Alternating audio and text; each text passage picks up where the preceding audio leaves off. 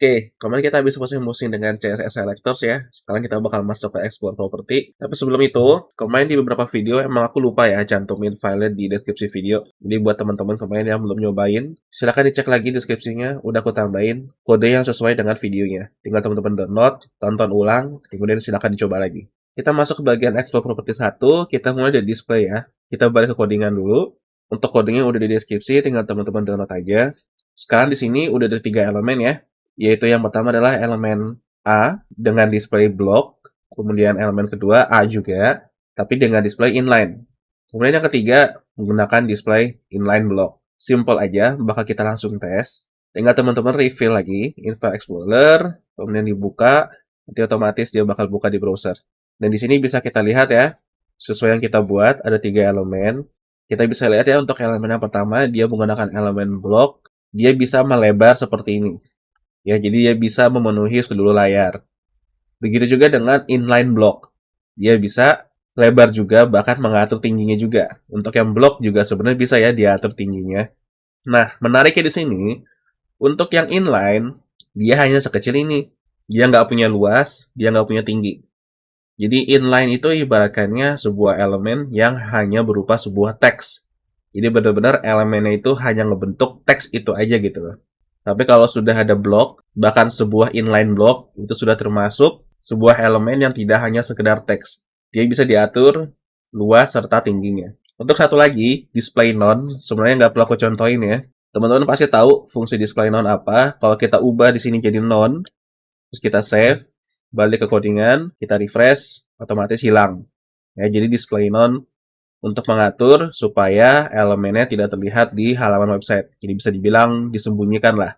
Kurang lebih fungsi display dengan value none seperti itu. Kita lanjut ke bagian float, kita balik lagi ke codingan. Nah, di sini bisa dilihat ya, ada sebuah teks, ada sebuah gambar. Untuk elemen P hanya menggunakan font size, CSS property-nya. Kemudian untuk gambar, kita menggunakan property CSS float dengan value left. Ya, seperti biasa, kita tadi fill in Explorer, klik kanan, kemudian tinggal diklik 2 kali floatnya, nanti otomatis dia bakal membuka di browser.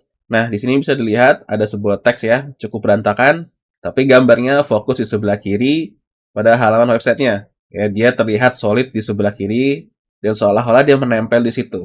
Sekarang kita coba, misalkan kita ubah value-nya jadi right, bukan left. Balik ke codingan, ini tinggal diganti jadi right aja. Terus di refresh, gambarnya akan pindah ke kanan.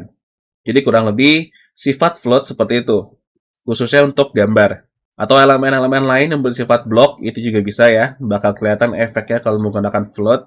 Jadi dia bakal bikin elemennya itu menetap di sebelah kanan. Atau sebaliknya, di sebelah kiri, tergantung value yang teman-teman gunakan. Contoh misalkan di sini, browsernya kita tarik, kita kecilin, gambarnya bakal tetap di sebelah kanan. Ya, ini aku coba naikin deh. Nah, kita geser lagi, dia bakal tetap terus berusaha di sebelah kanan. Begitu juga kalau kita balikin ke kiri. Ya, kita left gitu, refresh, dia bakal tetap di kiri. Apapun terjadi pada browsernya, dia bakal tetap menempel di kiri.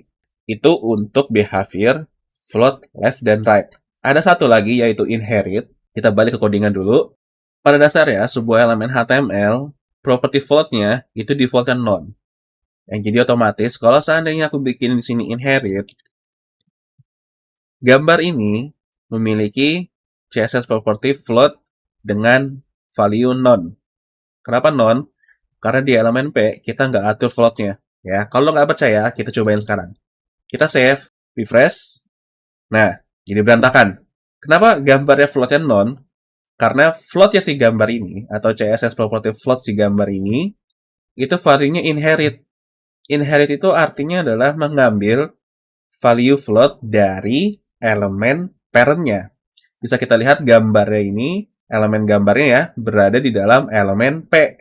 Ya, jadi otomatis si gambar ini adalah keturunan dari elemen P-nya. Jadi elemen P ini mewariskan float none-nya ke gambar ini. Sekarang, kalau kita kasih float left di elemen parent-nya, kemudian kita save, maka otomatis gambarnya akan rapi kembali.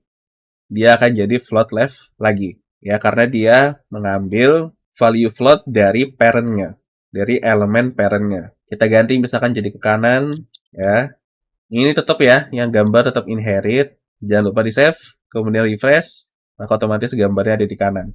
Mungkin untuk elemen P-nya agak sedikit berubah ya. Di sini ada sedikit kayak jarak ya, tapi itu nggak masalah. Yang jelas gambarnya adalah menurunkan sifat float dari parentnya. Itu fungsi float inherit. Jadi kurang lebih untuk perbedaan float left, right, dan inherit seperti itu ya. Mungkin di dunia kerja nggak akan terlalu digunakan lah, tapi minimal teman-teman tahu. Yang jelas, ada beberapa kasus kita harus menggunakan float. Begitu juga dengan display. Display itu penting banget ya. Minimal teman-teman tahu, meskipun nanti mungkin caranya agak sedikit berbeda ketika teman-teman ingin mengimplementasikan display di dunia kerja. Tapi teman-teman harus tahu dasarnya dulu, supaya nanti nggak bingung. Jadi itu ya untuk explore properti yang pertama, kita selesaikan display sama float. Gampang banget ya, enak banget cuma mainan properti. Kita bakal lanjut lagi di explore properti kedua ya, ada position sama overflow.